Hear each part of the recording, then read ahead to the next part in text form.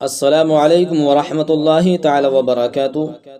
میرے دوستوں، میں محمد ابراہیم رضا ارشادی آج میں آپ کو ایک ایسی انفارمیشن اور ایسی خبر دینے کے لیے جا رہا ہوں جس سے آپ بہت کچھ سیکھ سکتے ہیں۔ آج ہمارے معاشرے کا حال بدحال ہو چکا ہے، اور یہ جو آج کل ہمارے یہاں جلسے ہو رہے ہیں، ان سے کتنا فائدہ اور کتنا نقصان ہے۔ آپ دیکھیں گے حضرت مولانا غلام رسول بلیابی صاحب اور دوسرے حضرت مولانا اختر حسین علیمی صاحب اور ایک اور صاحب ہیں، ان حضرات نے ان جلسوں کے تعلق سے اور ہمارے معاشرے کے تعلق سے جو آج مسلمانوں کی بچیاں ارتداد کا شکار ہو رہی ہیں، مرتد ہو رہی ہیں، اصل وجہ کیا ہے وہ آپ سماعت فرمائیں گے۔ اس ویڈیو سے قبل میں ایک بات کہنا چاہتا ہوں۔ میں آقا علیہ الصلاۃ والسلام کے ایک یا دو فرامین آپ کو سنانا چاہتا ہوں، اس کے بعد فیصلہ آپ کا۔ کیا صرف اور صرف جلسہ کرنے اور کرانے والوں کی غلطیاں ہیں، یا کچھ غلطیاں ہماری بھی اس میں شامل ہیں؟ آج امت مسلمہ مکمل طریقے سے دین اسلام سے بیگانہ اور دور ہوتی جا رہی ہے۔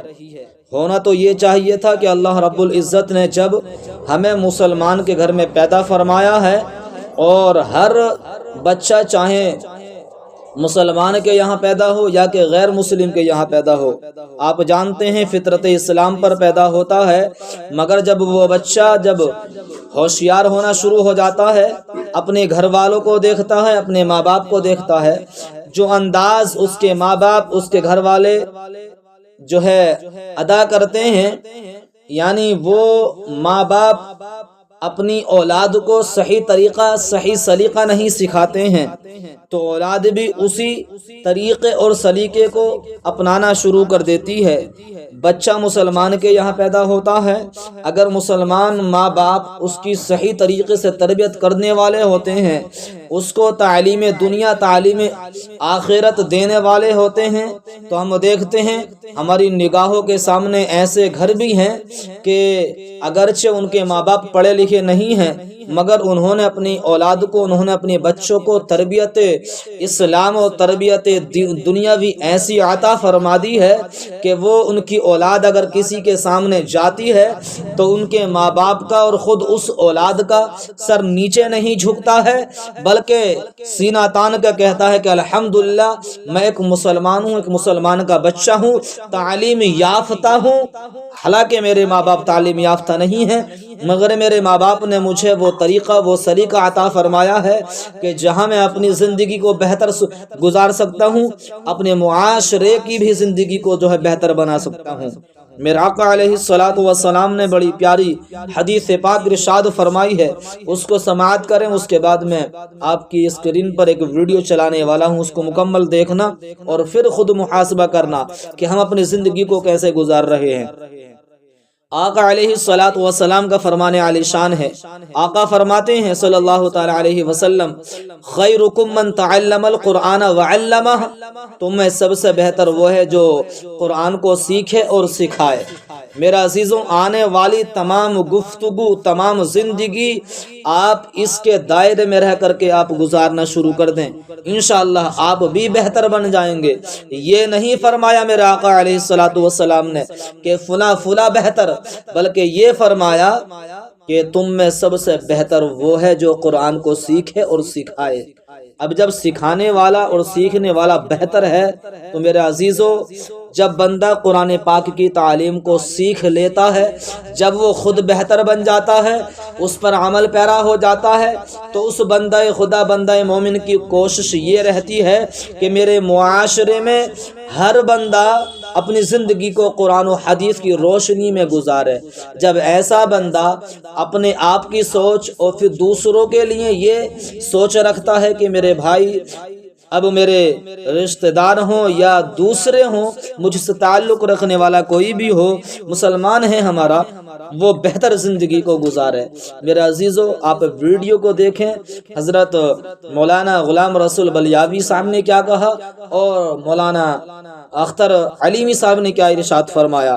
آپ ان کی باتوں کو باغور سماعت فرمائیں اور پھر اپنے اندر جھانک کر کے دیکھیں۔ ہماری بچیاں اسکول کالج جا رہی ہیں تو وہ کس وقت جا رہی ہیں، کس وقت واپس آ رہی ہیں، یہ آج ہمیں خود فیصلہ کرنا پڑے گا اور اپنی بچیوں پر، اپنے بچوں پر مکمل طریقے سے نگاہ رکھنی پڑے گی، وگرنہ تو میرا عزیزو، جس طریقے سے دیگر دوسرے لوگوں کے تعلق سے خبریں آ رہی ہے کہ فلاں کی بچی فلاں شہر میں فلاں جگہ جو ہے ارتداد کا اور مرتد ہو چکی ہے، ارتداد کا شکار ہو چکی ہے، اللہ نہ کرے یہ ہوا ہمارے یہاں تک بھی پہنچ جائے۔ میں اللہ رب العزت کی بارگاہ میں دعا کرتا ہوں، مولا تبارک و تعالی امت مسلمہ کو عقل سلیم عطا فرمائے اور علم دین کی دولت سے مالا مال فرمائے۔ ویڈیو آپ دیکھیں اور اس کے بعد اپنی رائے کمنٹ کے ذریعے پیش کریں۔ اگر آپ ہمارے اس چینل پر نئے ہیں تو میرے عزیزوں، ہمارے اس چینل کو سبسکرائب کر لیں، کیونکہ ایک سبسکرائب ہمارے حوصلے کو بڑھاتا ہے، پھر دل چاہتا ہے کہ ایک پیغام دوسرا نیا اپنی قوم تک پہنچایا جائے۔ یہ سارے جلسے، ساری کانفرنسیں اب بند کر دینے کا وقت آ گیا ہے۔ جب میری بیٹیوں کو آوارہ بنانے کی مہم چلی ہے کالج میں، اسکول میں، یہ چھوٹا ریکٹ نہیں ہے جی، بہت بڑا ریکٹ ہے۔ اور جلسوں پر اب فوکس مت کرو، گاؤں گاؤں میٹنگ کرو، گاؤں گاؤں، اور ہر گاؤں کی پنچایت بناؤ۔ ہم اپنے گاؤں کے مدرسوں میں حافظ بھی بنائیں گے، مولوی عالم بھی بنائیں گے، اور اسی مدرسے کی عمارت میں اپنی بچیوں کی کوچنگ کا انتظام کر دیں گے، تاکہ میری بیٹیاں نہ غیروں کے دروازے جائے گی، نہ میری بیٹیوں کو کوئی بھگوا ٹریپ میں لائے گا۔ ہم پردے میں رکھ کر اپنی بیٹیوں کو دین کی تعلیم کے ساتھ دنیا۔ بچیاں مرتد ہو رہی ہیں، غیروں کے ساتھ بھاگ رہی ہیں، مولانا لوگ کچھ کر نہیں رہے ہیں۔ میں نے کہا کیا مدرسے کے طالب علموں کو سب کے گھروں کے سامنے پہرے دار بنا دیا جائے، ان طلباء کو بیٹھا دیا جائے لوگوں کے گھروں پر؟ وہ باپ کیا اندھا ہے جو اپنی بیٹی کو ننگا لباس پہنا کر کے یونیورسٹی میں بھیجتا ہے؟ کیا وہ ماں اندھی ہے کہ جو اپنی بیٹی کو اس طرح سے عریانیت کے ساتھ بازار میں بھیج رہی ہے؟ کیا اس کا بھائی اندھا ہے کہ جو غیروں کے ساتھ اپنی بہن کو ٹہلتے ہوئے دیکھتا ہے، کچھ بولتا نہیں ہے؟ اس لیے رسول پاک نے 1400 سال پہلے فرمایا، کلکم رائن وکلکم مسئول عن رعیتہ، تم میں کا ہر شخص ذمہ دار ہے اور ہر شخص سے اس کی ذمہ داری کے بارے میں سوال کیا جائے گا۔ یہ کیا مر نہیں جانا چاہیے اس بھائی کو جس کے سامنے اس کی بہن ڈانس کرے؟ کہاں چلی جاتی ہے اس باپ کی غیرت جس کے سامنے اس کی بیٹی ڈانس کرتی ہے؟ اور کہاں چلی جاتی ہے اس شوہر کی غیرت جب اس کے سامنے اس کی بیوی ڈانس کرتی ہے؟ شادی کا مطلب ہم نے کیا سمجھا؟ جو چاہو وہ کرو۔ لوگ کہتے ہیں مولانا شادی ہے، شادی تو کیا کرے گا؟ آگ لگائے گا گاؤں میں؟ ہم کو ہی پتا ہے شادی ہے۔ ارے تو کیا کرے گا؟ تو کرے گا کیا وہ بتانا؟ سمجھے آپ میری بات ہنسنے کی نہیں، آپ سوچے۔ ارے ہم کو ہی پتا ہے شادی ہے، کیوں گاؤں میں تیرے اکیلے کی ہوئی ہے؟ اس سے پہلے سارے کنوارے مرے۔ ہم کو ہی پتا ہے شادی کا مطلب یہ نہیں ہوتا دوست کہ عزتوں کے جنازے نکال دیے جائے۔ شادیوں کا مطلب یہ نہیں ہوتا کہ آبروؤں کے سودے ہو جاوے۔ شادیوں کا مطلب یہ نہیں ہوتا کہ جوان بہن بیٹیاں اسٹیجوں پر بے پردہ آ جاوے۔ شادیوں کا مطلب یہ نہیں ہوتا۔ میرا عزیزو، آپ نے تینوں کے پیغاموں کو سنا، تینوں کی تقاریر کو سنا، آپ نے کتنے شاندار طریقے سے سمجھانے کی کوشش کی ہے۔